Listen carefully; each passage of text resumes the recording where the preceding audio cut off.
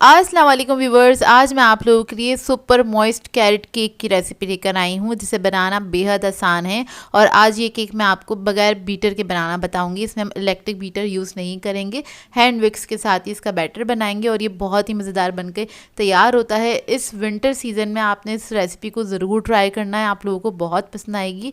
और ये बहुत यूनिक सी रेसिपी है, आपने इस तरह का केक नहीं खाया होगा, इसका टेस्ट बहुत ही अमेजिंग आता है। तो इस वीडियो को लास्ट तक ज़रूर देखिएगा। अगर आप मेरे चैनल पर नए हैं तो मेरे चैनल को सब्सक्राइब करें, साथ साथ ऑल नोटिफिकेशन को क्लिक करें। इससे आने वाली मेरी हर नई वीडियो की नोटिफिकेशन आपको सबसे पहले मिलेगी। वीडियो अच्छी लगे तो लाइक एंड शेयर करना ना भूलें। तो चलिए ये वीडियो स्टार्ट करते हैं। तो इसके लिए हमें चाहिए होगा कुकिंग ऑयल 200 ml के बराबर, 1 कप के बराबर है ये तकरीबन। इसके अंदर मैं ऐड कर दूंगी 2 अदद अंडे,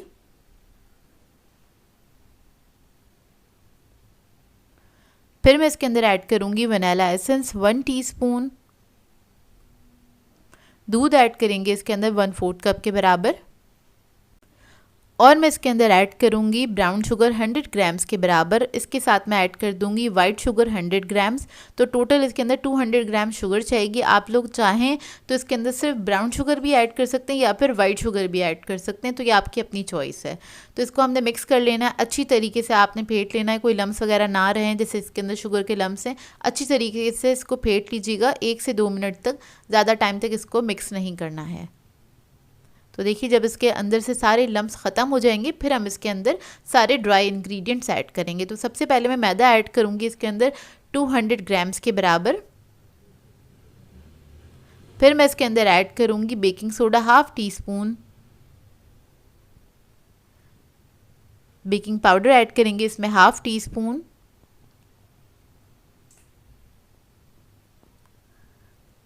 जिंजर पाउडर ऐड करेंगे इसमें 1/2 टीस्पून, सिनेमन पाउडर ऐड करेंगे 1/2 टीस्पून। अब इन सब चीज़ों को अच्छी तरीके से मिक्स कर लेंगे। बस आपने इसको अच्छी तरीके से मिक्स कर लेना है। आप लोग चाहें तो स्पैचुला की मदद से भी इसको मिक्स कर सकते हैं। मैं इधर विक्स की मदद से ही इसको मिक्स कर रही हूँ अच्छी तरीके से। बस मैदे के कोई लम्स नहीं रहने चाहिए, आपने इस बात का ख्याल रखना है। बैटर हमारा जो है बहुत स्मूथ होना चाहिए। तो देखिए इसको मैंने मिक्स कर लिया अच्छी तरीके से और ये अच्छे से स्मूथ हो गया है। अब इसके अंदर मैं ऐड करूंगी गाजर ग्रेट की हुई 200 ग्राम्स के बराबर। इसको मैंने ग्रेट करने के बाद ही मेजर किया था। इसके अंदर हम ऐड कर देंगे अखरोट 100 ग्राम्स के बराबर। इसको मैंने चॉप कर लिया था, चॉप करके ही ऐड कीजिएगा। इसके बाद इसको हमने मिक्स कर लेना है स्पैचुला की मदद से। अच्छी तरीके से आपने इसको मिक्स कर लेना है। और ओवन मैंने ऑन कर दिया था 180 डिग्री पे प्री हीट करने के लिए, और 10 मिनट पहले ही ऑन किया था। तो देखिए हमारा बैटर रेडी हो गया। अब इसको मोल्ड में ट्रांसफ़र कर देंगे। तो यहाँ पे मैंने रिंग मोल्ड लिया है, मैं इसके अंदर बेक करूँगी। और अगर आप लोगों के पास ये मोल्ड नहीं है तो आप लोग इसको 9 इंच के किसी भी मोल्ड में बेक कर सकते हैं, राउंड या स्क्वायर, ये आपकी अपनी मर्ज़ी है। तो सारा बैटर मैं इसके अंदर डाल दूँगी। इसके बाद इसको बेक करने के लिए रख दूँगी 180 डिग्री पे 35 to 40 मिनट्स के लिए। और जो लोग इलेक्ट्रिक ओवन में बेक करेंगे वो लोग दोनों रॉड्स ऑन करके इसको बेक कर सकते हैं। पतीले की टाइमिंग आगे मेंशन कर देंगे। तो देखिए बेक होकर आ गया है। तो आप कोई भी टूथपिक इंसर्ट करके देख सकते हैं इसके अंदर, ये बिल्कुल क्लीन निकली है। अब इसको मैं ठंडा करने के लिए छोड़ दूंगी तकरीबन 30 मिनट्स के लिए। उसके बाद हम इसको मोल्ड में से निकाल लेंगे। तो ये ठंडा हो गया है, चारों तरफ से आपने लूज़ कर लेना है नाइफ़ की मदद से इस तरह से।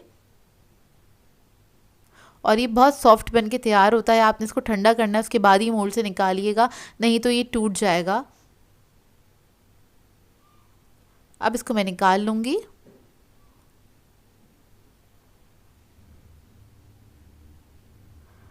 तो देखिए मोल्ड में से निकल गया है और ये बहुत ही सॉफ्ट बन के तैयार हुआ था। अब इसकी हम फ्रॉस्टिंग बना लेते हैं। तो इधर हमें क्रीम चीज़ चाहिए होगा 3 टेबलस्पून के बराबर।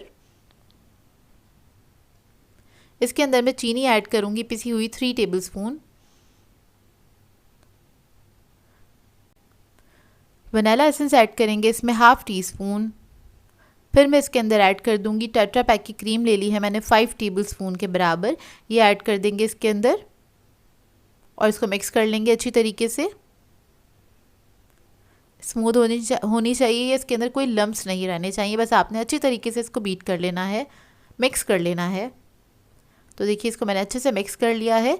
इसको हम पोर करेंगे केक के ऊपर, और अगर आप लोग ये पोर नहीं करना चाहते तो सादा भी इसको आप इसको सर्व कर सकते हैं इस केक को, क्योंकि ये बहुत ही जायकेदार बन के तैयार होता है। आप लोग एक बार ज़रूर ट्राई कीजिएगा, आप लोगों को बहुत पसंद आएगा। एक बार बनाएंगे तो बार बार आपको बनाना पड़ेगा, लेकिन इस फ्रॉस्टिंग के साथ इसका जो टेस्ट है और ज़्यादा एनहांस हो जाता है, तो बहुत ही मज़ेदार लगता है।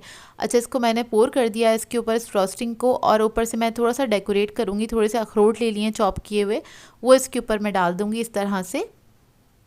उसके बाद थोड़ी सी चॉकलेट चिप्स ले ली हैं, ऑप्शनल है, आप लोग ऐड करना चाहें तो कर सकते हैं, वो इसके ऊपर डाल दूंगी मैं। उसके बाद थोड़ी सी गाजर मैंने बचा ली थी 1 टेबलस्पून के बराबर, वो इसके ऊपर थोड़ी सी स्प्रिंकल कर देंगे, उससे बहुत अच्छा इसका लुक आ जाता है और ये बहुत प्रेजेंटेबल लगता है।